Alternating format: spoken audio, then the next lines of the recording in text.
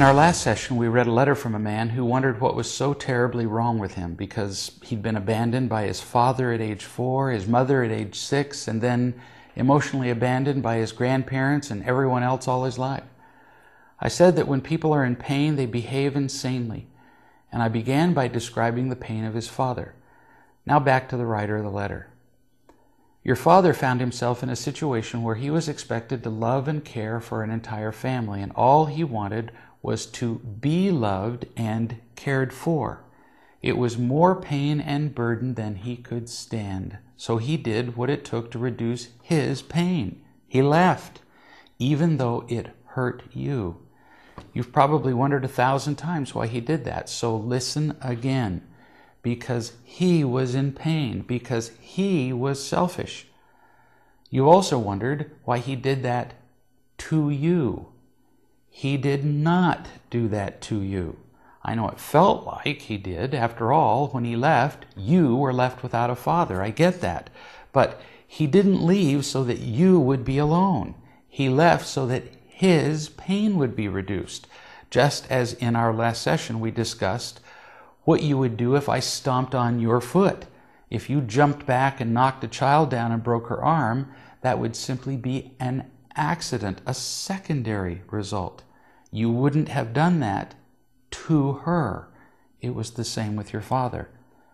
You've also probably wondered why he hasn't contacted you in all these years. How could he? He was already in pain and feeling unloved and worthless. Then he abandoned his own family. How much more worthless do you think that made him feel? How could he then possibly approach you? How do you think he feels that you now judge him? He thinks you view him as human garbage. He couldn't take the risk of talking to you.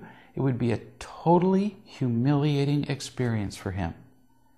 You see an interaction with him as a possible source of love, answers, maybe healing. He sees it only as a potential source of pain. Now, what about your mother?